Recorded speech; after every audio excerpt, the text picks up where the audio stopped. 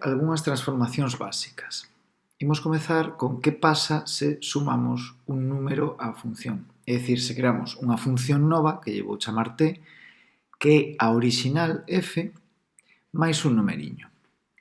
Entón, pois o que vai pasar é que se a cada valor de f lle sumo ou lle resto un número, toda a función, toda a gráfica vai subir ou vai baixar. Podémoslo ver aquí. Por exemplo, se vou sumando pois 5, pois onde tiña, pois, eu que sei, este valor que probablemente era menos 5, pois agora teño 0.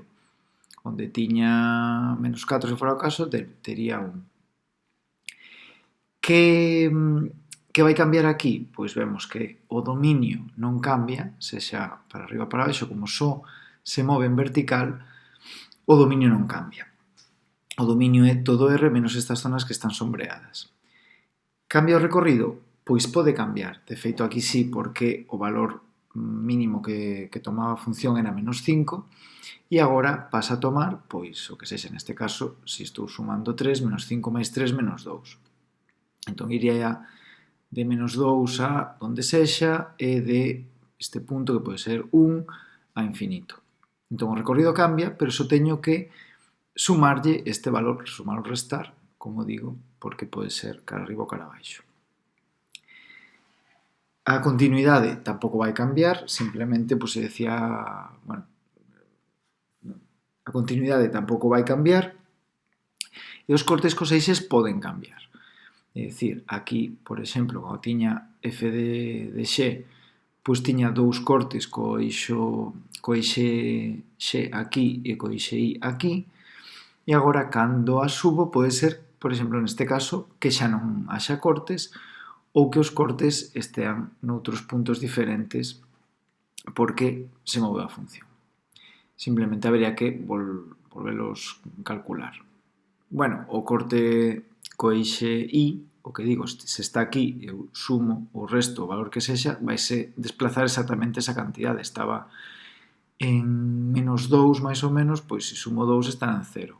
Se sumo 5 estará en 3. Esta é a primeira transformación. Segunda transformación que podo facer, podo sumar algo aquí dentro.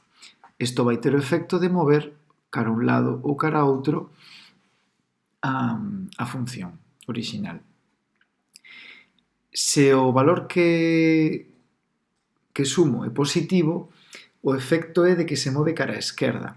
Porque, como dicíamos en clase, en realidad o que estou dicindo é que agora aquí teño o valor que antes estaba aquí, que estaba 3 máis adiante. Se estou aquí, paso a estar a coller este valor. Entón, pois ese é o efecto, que movo toda a función 3 unidades cara á esquerda, neste caso. O dominio vai cambiar? Sí, pero simplemente vaise desplazar. Se antes o meu dominio era todo menos estas zonas que están en azul, agora esas zonas que están en azul se moveron, son esas zonas que están en verde, moveronse 3 unidades ou 5 as que sexan cara á esquerda. Simplemente, se antes tiña que quitarlle pois eso, de menos infinito a menos 3, pois agora vai ser de menos infinito a menos 3 menos 5 menos 8, e aquí o temos. Vale, e se sumo, pois para outro lado. O recorrido non vai cambiar, porque por moito que mova un lado a outro, os valores que toma en y a función siguen sendo os mesmos. A continuidade tampouco, simplemente se decía é continua en este intervalo, agora vai ser en este intervalo, máis ou menos o valor que eu estea sumando ou restando. Cortes cos eixes van cambiar. O corte no eixe y teño que volvelo a calcular. Por exemplo, aquí, neste caso, non habería. Fixades vos que estamos mirando a función verde e non toca por isto. De feito, é unha das zonas sombreadas que non estaría no dominio. E os puntos de corte co eixo x si cambian, pero simplemente hai que restarlles neste caso 1,8. Monotonía, pois vai ser exactamente igual, pero o que decimos, cando dicíamos é decrecente de menos infinito a menos 3, pois ahora de menos infinito a menos 5, se fose isto 2, por exemplo. Aí. E o signo, pois, isto sí que non vai cambiar, simplemente os valores. Imos agora con t de x igual a menos f de x. Neste caso, o que facemos é reflexar en vertical.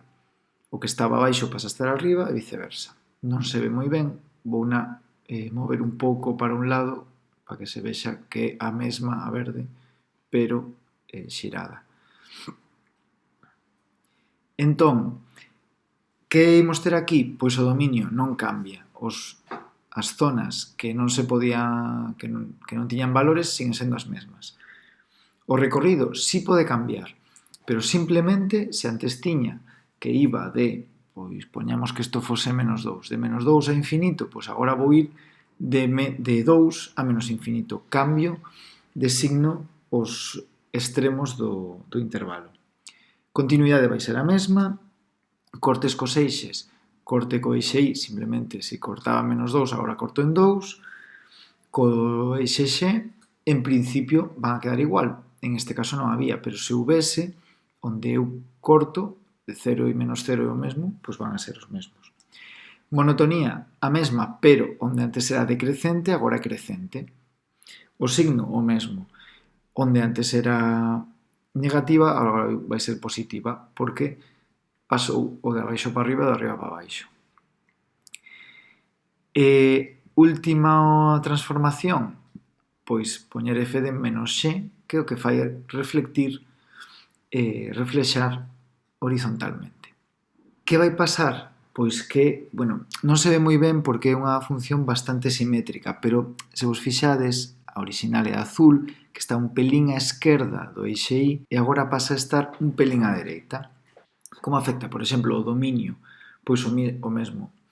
Vai ser o mesmo dominio, pero se antes eu non podía tomar valores entre menos 1 e menos 3, agora vai ser entre 1 e 3. Non se ve moi ben porque se solapan as zonas sombreadas, pero queda así.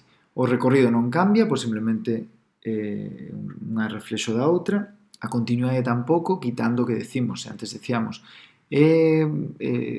pois eso, é continua de aquí a aquí, pois agora os extremos do intervalo hai que cambialos de signo, porque serán en x, non en y. Cortes cos eixes, os cortes co eixe x van a ser nos mesmos valores, pero cambiados de signo. Corte co eixe y vai ser o mesmo, porque o reflexar eso non cambia. Monotonía igual signo, igual que dixemos. Simplemente van a actualizar, cambiando de signo, os extremos do intervalo. E estas son as posibles transformacións básicas. Deixo-vos este GeoGebra na inscripción do vídeo por se queredes probalo.